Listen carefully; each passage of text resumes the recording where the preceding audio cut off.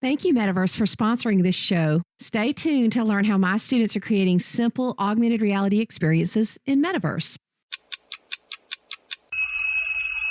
How to Teach AI in the Classroom, episode 444. The 10-Minute Teacher Podcast with Vicki Davis. Every weekday, you'll learn powerful, practical ways to be a more remarkable teacher today. Today, we're talking with my friend, Dr. Michelle Zimmerman. She has recently written a book called Teaching AI. And today, we're going to talk about helping our students be ready for a world with AI. Now, first of all, Michelle, would you define AI for us? Because, lots of people say, oh, that's AI or this is AI. Okay, what is it? That's actually a really hard one because there's no single definition that encapsulates all of AI because we haven't figured out how to create something that thinks and interacts entirely like a human being. And originally that was the goal. Back in the 1950s, there were a group of professors who thought if they really worked hard over the summer, they would be able to create a machine that could respond and interact with humans in a way that would trick another human to think that they were interacting with a human. But the more that people realize how complex humans are and trying to model that in a computer and a machine, is a lot more complex. So when you hear the word AI, artificial intelligence, you're basically hearing something that people are trying to create a machine or a system that it can function and interact with humans. At this point, we're not at a place where there's general artificial intelligence where it's completely responding like a human, but looking at things like being able to get through a lot of information really quickly, really efficient searches. Machine learning, where the machine gets a lot of data and then starts learning those patterns and figuring out how to respond. Cognitive systems is a part of artificial intelligence. And those things have to do with things like IBM Watson that you may have heard that played Jeopardy against a human. So the machine learning side deals with the information world.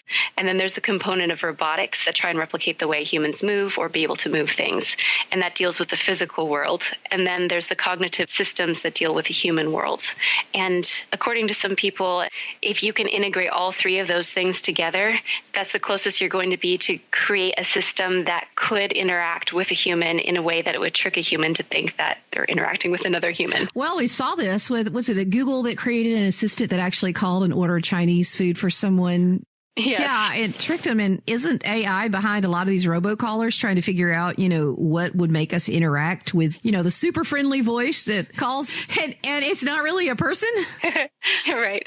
And there are chatbots that do some of those kinds of things because it can predict the way that a human will respond or what it'll expect a response to be like. It's challenging to program in the sense of emotion because machines don't have tradition or history or culture or emotion the way that humans do.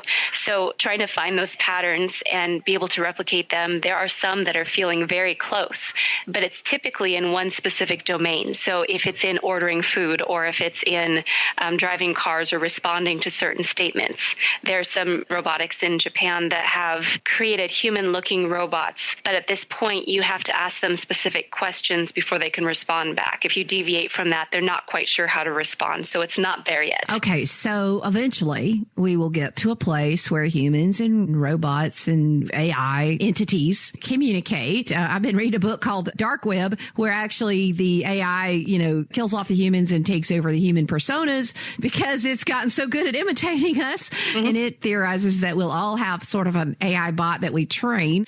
So how do we help kids prepare for a world that uses AI? Because aren't there moral and ethical concerns too? There definitely are. And it's important to keep in mind that when a machine is responding a certain way, there was a human behind it that programmed it to start thinking in that direction. That can go positive or negative very quickly. So if you have someone who gives the machine a lot of data that is hateful speech, for example, it will learn that hateful speech and it can continue that on. If it has unintentional bias, for example, that it has a narrow data set that it's picked up that information, it only sees that data set, it'll keep replicating that. So as we're preparing kids for a world with AI, there are a couple things that are really important. One, if they decide to go into a field where they're creating and developing, to be very aware of looking for perspectives outside their own, because it's easy for us to see our own worldview and how we see our culture and our society. But unless we intentionally question that and look at other perspectives and responses, we're missing out on a wide variety and array of approaches to solving problems or inclusiveness. Secondly, when we're getting a lot of, as you said, programmed responses or responses that are recommended, if we don't consider that there may be other options and we just rely too much on those machines, we may miss out on other possibilities. And there are some people who have called that cocooning. Even with internet searches now, when we type in a word, you can see the ones like cats better than dogs or dogs better than cats, and you'll get different types of responses. So if our young people are not aware of these things, then it would be easy to increase biases and inequities as we go forward in the world. Now, is there an ethical requirement, do you think, for bots to disclose that they are bots? That's also a debate from the people that I've been speaking with. Some of that is almost like a mysterious standpoint because people are wanting to test to find out if people are tricked by it, because that's a test to show that they've created something elegant enough that it feels human-like. But that becomes an ethical question if the humans who are interacting with it should know that they're interacting with a machine as opposed to another human. So there's debate surrounding that, and there are whole branches of legal and ethical consideration studies that people are looking at philosophy and law and trying to get out ahead of this to say what type of regulation should we have in place, what things should we consider, because without it, it would start feeling like the Wild West. And we know that law lags behind technology already. So if we're not aware of these things, we can allow some of these things to go too far. And even if there's law created and precedent isn't set, we don't have those kinds of protections. And we've seen what it's like to have Facebook hacked and what it does. And, there's just so many things. And you used the word earlier about the person who programs their thinking. So help us understand, how does an AI entity think? That's actually a really complex question, and I talked to a range of experts who were trying to come up with simple ways to define that. One person who works at Google as a designer said that the best way he had to describe the way it thinks is to imagine that you have a 5 or 6-year-old student, and you're able to teach that student only one thing, and they can repeat it over and over and over again, and they can get very efficient very quickly at it, but only in that one domain. So if you asked it to do something different, it doesn't have the ability to transfer the learning from one domain to another. For example, if you trained it to play checkers, it could get really good at playing checkers and only in that one area. But if you ask it to switch to tic-tac-toe or chess or the game Go, it may not know how to respond.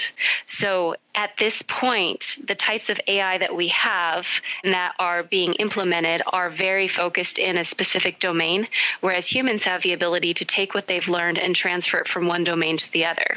So as we're getting kids to think about how to interact with machines in the future, there's a lot of really important work that educators can do around training not only empathy, but training the transfer of learning and helping kids to see the connections across domains that don't even seem similar, like the arts and sciences, for example. As opposed to siloing ourselves in specific subject matters, machines will be really good at finding and solving in a specific domain, but we're really good at exploring, creating, finding those connections, and being able to put pieces together in ways that machines aren't good at yet. So as we hear the beautiful background music of your children, let me ask you this about your children. If an educator in your child's classroom was teaching them about AI, what would you want to be said?